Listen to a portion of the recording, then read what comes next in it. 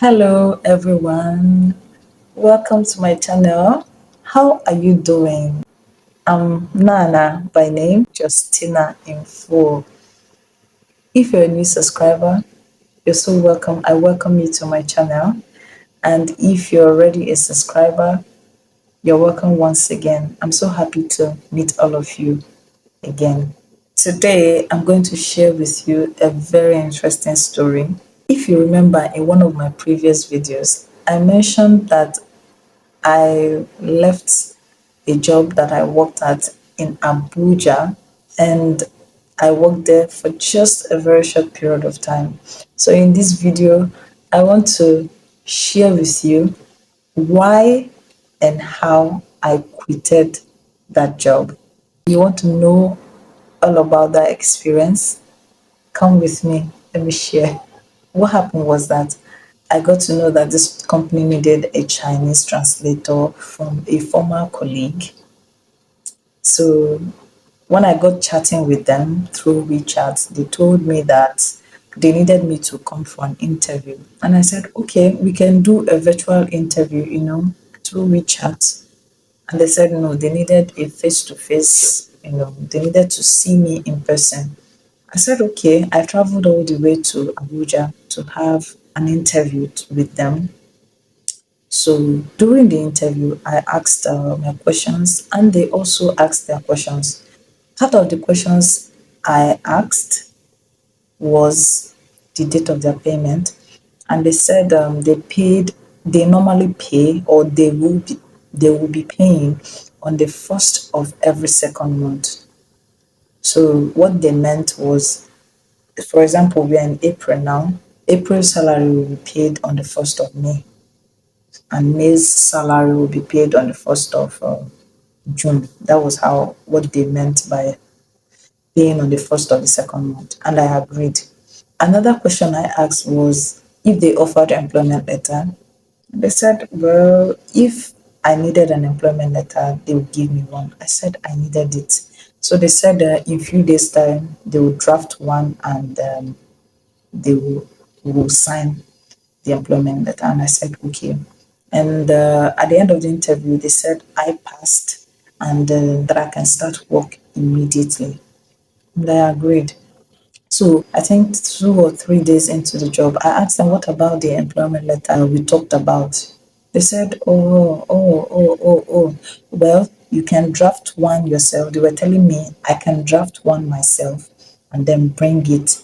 Then they will read through it, and if it's okay, the two parties, I and them, can sign it. Then I said, okay, I can draft one. So I began drafting my employment letter. And when I was done, I gave it to my boss's PA to read and then to hand over to my boss. And he read it and handed it over to my boss. Then I didn't hear anything again. So after a while, I asked them, what about the employment letter I drafted? Have you read it? Have you gone through it? What do you think about it? Can we sign it? They said I should wait first. They will get back to me. So after then, they employed 3 extra translators to join me. And then I was still waiting for them to, sign the employment letter with me. So when the 3 other translators joined me, I decided to go and ask them, did you hope you asked for an employment letter? What did they say? And to my greatest surprise, they said they never asked for employment letter. And what that meant was that, the battle of this employment letter for me is already a lost battle. I already lost, because this is something they are not willing to give. And then out of the 4 translators that were employed, you are the only one saying you want it, you want it. And it's already a lost battle. I knew at that moment that it was already a lost battle. And after a while of always asking them about the employment letter and receiving a reluctant reply from them, I gave up the idea, because if the 4 of us were asking for the employment letter, it would be easier for me to get it. That one aside, we kept on working and working, but then we came to the month end, and then on the first of the next month, we're supposed to get our salaries. The first of the second month came, no salary. Normally, how it's been done, since we are new in the company, they will ask us for our account number. Ask some questions. That will tell you that they're about to pay. On the first, they didn't ask about our account numbers, so I kept quiet. So on the second, nobody asked. Third, fourth, and I was asking my fellow translators, "Did these people ask you for account number?" They said no. I was not like, "Wow, this is surprising." I asked them, during your own interview, when did they tell you they would be paying? They said they also told them on the first of the second month. I said, okay, that means we are all in one page. Okay. Then on the fifth, I had to ask questions, something is not right, and I needed to ask questions. So on the fifth, during our morning meetings, because we do have meetings every morning, I asked, what happened? You said your payment date was on the first of the second month. We are already on the fifth. What happened? What about our salary? He replied that they were calculating the salary, that I should just calm down. They were calculating the salary. I was like, you are calculating the salary of four people, only four people for 5 whole days. I have worked where I was the one calculating workers' salary. That is, it's part of my accompanying job roles aside being a translator. So within 5 days, I can calculate the salary of over 50 workers, 50 to 100 workers. So why will you be calculating the salary of four persons in 5 days? Well, I didn't want to rush into conclusions, so I just told myself, calm down. You can never tell. So fifth passed, sixth passed, seventh passed, and on the eighth, I decided to ask again. Something is not right somewhere. So once again, during our morning meeting on the eighth day, and this time around, I decided to make it personal. I asked my big boss, what about my salary? What happened?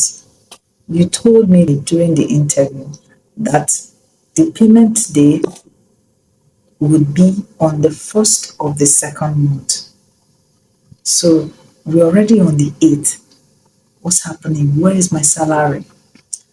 And to my greatest surprise, it was then and there they told us, me and the other three translators, that the payment day will be moved to the 20th of the second month.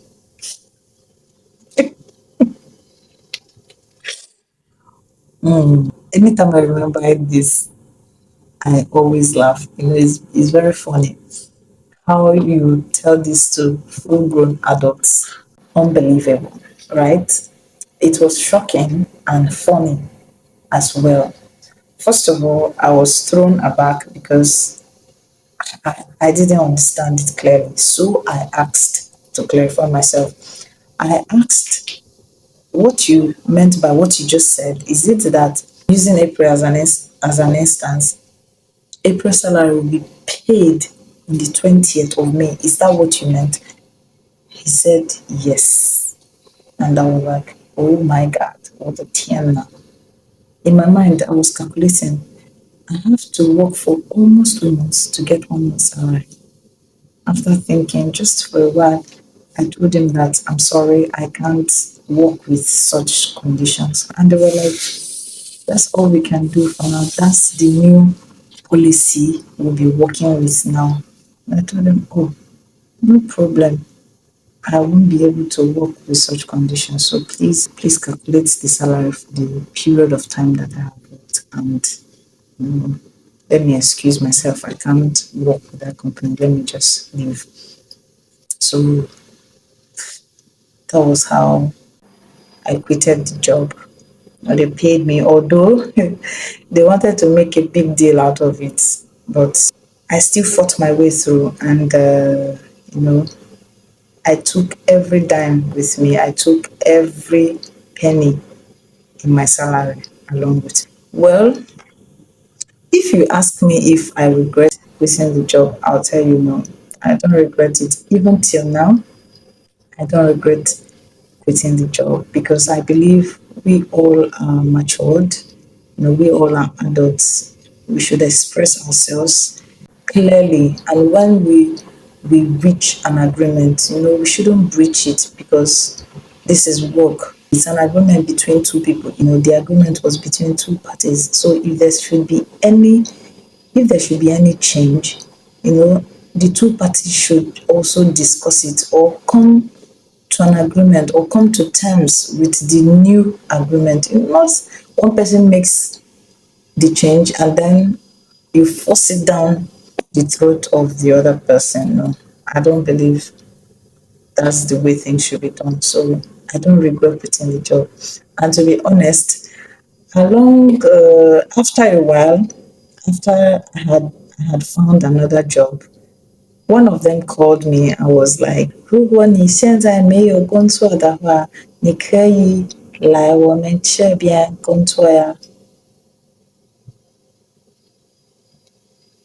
and to be honest again, I really worked for them. Chinese appreciate when you work. Not like you work, you work like a workaholic, but they love it when you are hardworking. They love it when you are diligent with your work. When you know your work and you do your work satisfactorily. That was what I gave them. And when I left, I guess they missed me. If I'm not blowing my trumpet.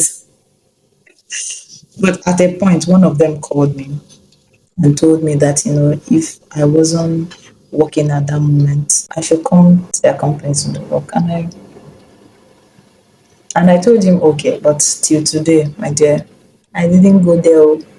Once beaten is twice shy. I hope you learned something from my story today. I hope you learned one or two things, and hopefully it could be useful to you in whatever situation or sector you find yourself in. Do remember to like this video and share it with your friends. Leave a comment. Tell me what you want me to talk on next. Leave a comment. I want to know your thoughts. Like this video and remember to subscribe to my channel. See you next time. Bye bye.